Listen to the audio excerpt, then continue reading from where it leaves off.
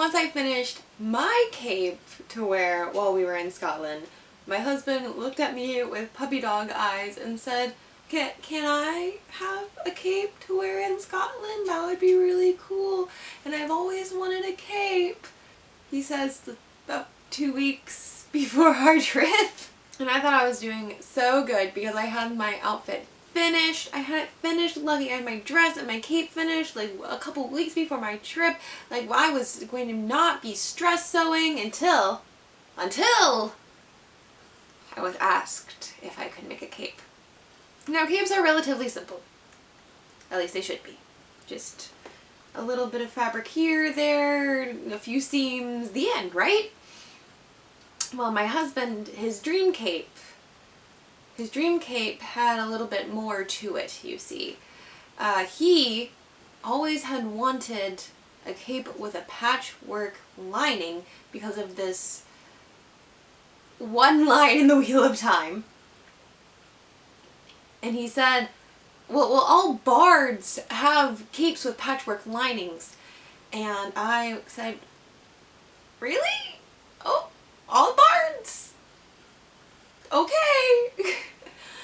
So if you can provide any more examples of bards who have patchwork style linings to their cloaks, or just patchwork cloaks, please let me know down in the comments. Because right now, he has only provided evidence of one. But one was enough, and having him say that this was his dream, and that he was going to wear it all the time, was enough for me to say, I will do my best, dear.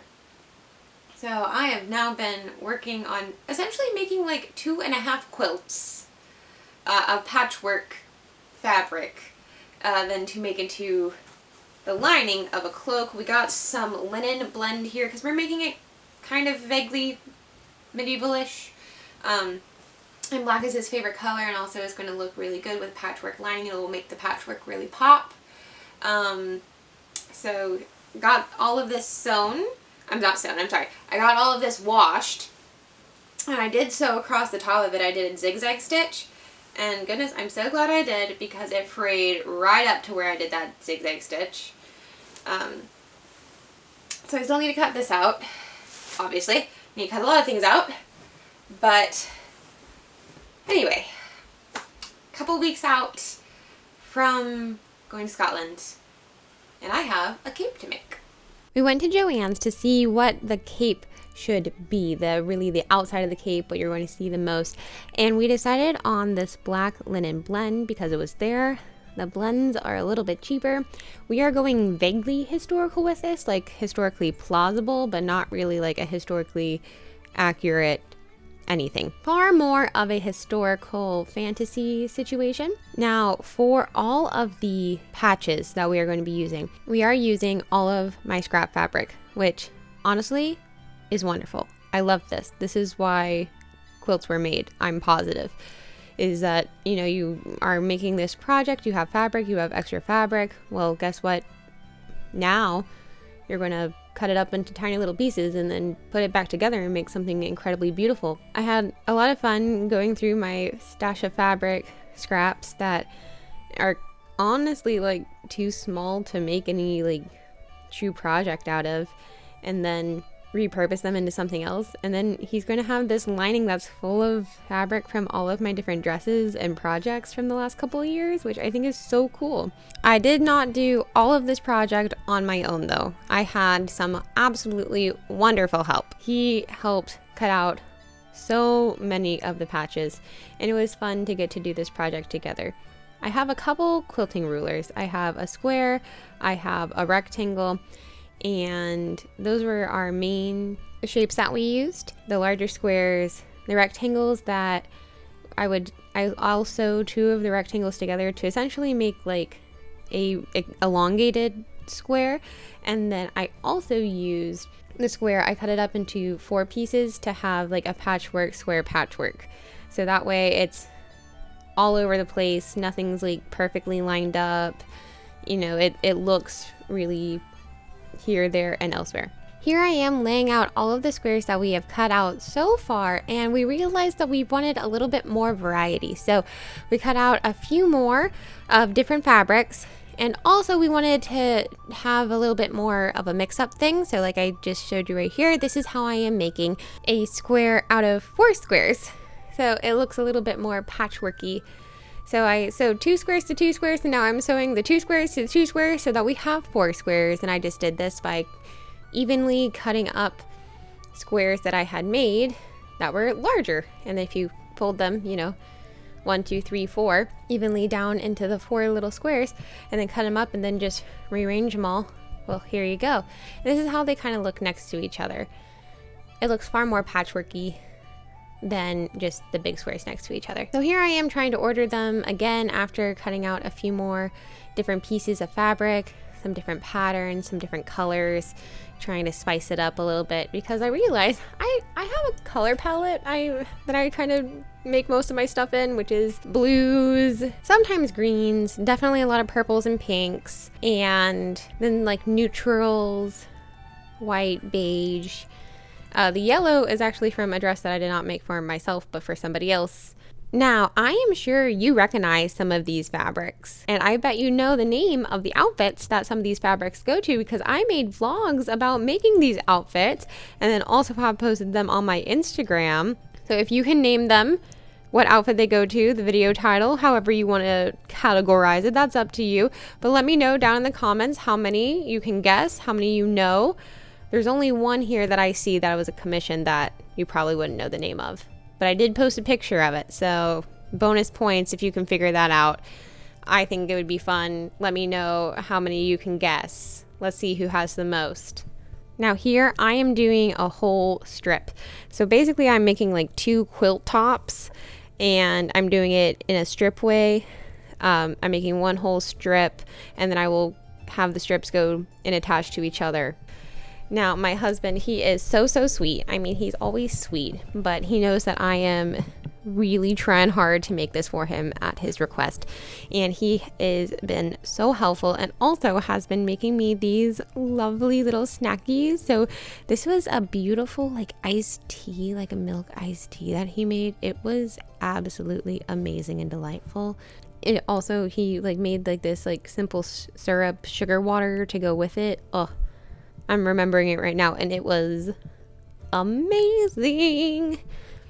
Gave me lots of good energy to keep on sewing, because the quilt part is really the most difficult. So here my husband is making more squares as I am attaching these strips of squares and rectangles to each other to make the fabric that I will then use to cut out the cape. Instead of making it to the exact measurements of like the cape itself, I'm just going to cut it out after. But I mean, I'm not making it like longer than I need to. I'm making it about the length that I need, so I'm not like wasting any. And I had a little bit of a hard time deciding on what cloak pattern to use. I have several. I actually went back and forth about what design I wanted, but I decided on this Timeless Stitches cloak, pelerine cloak pattern, and I'm going to make it without the top, and I'm going to modify it so it has a stand-up collar. I'll show you how I did that in just a little bit. But the body of the cloak, that's what I'm using. I really liked how this was a 3/4 length cloak. I was thinking if he's going to be wearing this around Scotland while we're touring in big cities and whatnot, you don't want a cloak that drags on the ground. Kind of like my cloak, it goes to my waist. It's like a half cloak. I think shorter cloaks are more practical in today's world, and they keep you warm, but they don't drag, they don't get all messy. I also really loved how this one is kind of triangular. It's shorter in the front and then comes to the back. Does anyone remember from the 2010s when there were those high-low skirts where it's like shorter in the front and then goes down like really far in the back? That's kind of how it feels like with this cloak. But anyway, I was really excited because I was like, this is the perfect one. This is the perfect cloak pattern. And I just happened to have it. I made a cloak with it, probably like 10 years ago. And this is why you should always keep your patterns, because you're going to use it again for something. But you can see here, I had created basically those 2 quilt tops. I just used it like fabric. I laid out my pattern on it, and now I'm cutting it out, and I absolutely love how it's coming together. It looks super patchwork, especially since I'm, cutting it out, and there's some pieces that are bigger and smaller, and You know, it looks like a crazy quilt, and I am here for it. This is exactly what my husband wants, and we're making it happen. Now, once I actually got all those little pieces together, the cloak went together pretty fast after that. A cloak is a pretty easy thing to make, all things considered. It's only if you're like me and you're doing this, where you're essentially, you know, like making 2 quilts that you're then going to cut up. That takes a while. Quilting is very intensive, is what I learned. But I also learned that I really liked it. I think it's fun, it's methodical. You are creating something out of pieces that you already have, and each piece has a story, and I think that's super cool, and it's super like eco-friendly and very like make, use, mend, reduce, all that good stuff. So this is what it looks like. This is going to be the lining. Right now I have it turned, you know, like this would be the outside of the cape, just to show it off because I think it's so cool. Look at that. I love it. I was also very meticulous about how I laid out all of the squares. I think I did a really good job. Okay, now it's time to actually make the outside of the cloak. I started with the lining because that was going to take the most time, and now we're going to work on the outside, and it is going to go like a breeze. Because guess what? Instead of making fabric to lay out with tiny squares pieced together, we're just going to use the fabric that I got from Joann's. Yes! And also, I have been using my electric scissors ever since I got them for most things. Sometimes I like having a little bit more control and using my energy-powered scissors, person-powered scissors. Anyway, it makes cutting these things out go so much faster, and I love it. Cuts through linen like butter. So I did wash this linen first, and my serger's kind of on the fritz. Sergers are temperamental. So I didn't use my serger, I just put a zigzag stitch in, and whew, it frayed right up to that zigzag stitch. It's very important to put stitches in linen, even if it's a linen blend. So the outside of the cape went together really, really quick. I'm using my sewing machine to stitch those long side seams down. There is a little bit of shaping that happens at the top of this cloak. There are a few darts that I've put in, and then I have clipped the darts so that the fabric will lay better on my husband's shoulders. This cloak technically has 1, 2, 3, 4, 5 pieces. So there's a front, 2 front pieces, 2 back pieces, and then 1 center back piece. That helps make that triangular shape in the back. I love how it looks because it's really nice and clean and fitted over the shoulders because of those darts, and then it has lovely movement down farther at the base of this cloak. So now I have completed putting together the outside and the lining. So now we're going to go ahead and attach them. I'm only going to attach them at the neck. I'm going to attach them at the sides, and I'm going to let the hem be free, and I'm just going to hem the inside lining a little bit higher. As you can see here, I am adding that little stand-up collar that I wanted to have finish this neckline because there was supposed to be like a little capelet that went around here. That's why it's called the Merrilin cloak. So Merrilin is like a small little capelet thing that goes around the neck. That was not the vibe. That was not the vibe for this. So I made a cute... Well, I think it's cute, but a very militaresque, very masculine little stand-up collar just by about an inch. I just made it, I drafted it using the measurements of the neckline, and then knowing that I wanted it to be about an inch tall, so I cut out about 4 inches and then was able to layer it. I didn't put any inner lining or anything in it, just the 4 layers, kind of sandwiching it all together makes it stand up really nice. So there it is. That's what the collar looks like. Now I'm going to need a fastener, something to fasten this lovely cloak. And I already had this metal clasp that I'm just going to go ahead and sew on right below the collar, right at the top of the neckline there. And I think that'll be perfect. So of course we're going to hand stitch this on with some black thread. And then this cloak is almost done. Now my husband has been watching this go together, but as it was all getting put together, I kept him out of the sewing room so he would be kind of surprised to see what it looked like when it all came together, and hopefully it meets his expectations and is everything that he's ever dreamed of in a bard cloak.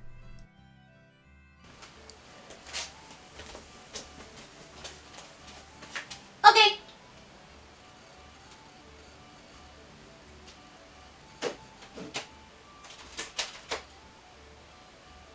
Look, it's a black cape.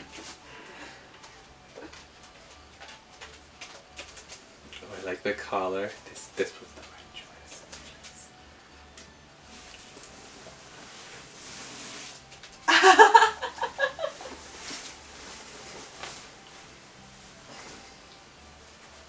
Ooh. Well, hello, ma'am.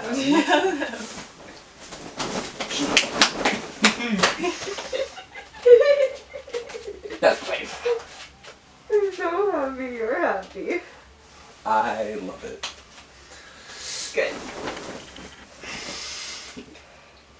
How fun.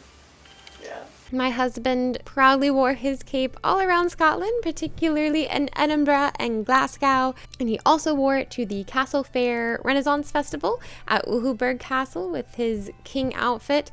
He can be a king and a bard, but one of the most proud moments is when he wore this cape to accept being named the Kingdom Bard for the Kingdom of Merrilin during the reign of our last king and queen. He is now one of the Queen's champions, and that meant that he would then go to Gulf Wars to represent us. I will have more about this soon. I'm working on the Castle Wars vlog here, and we'll be putting that out in just a little bit. It was a really, really sweet moment to see him get to wear his bard cape while being named Kingdom Bard, which is just like so many dreams come true. It's so perfect. But for now, I will leave you with the quote that started it all. This is from the Wheel of Time series. It is from the book The Eye of the World, and this is from chapter 1 describing the bard. Bran's belly shook with his chuckle.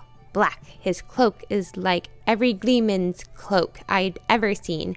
More patches than cloak, and more colors than you can think of.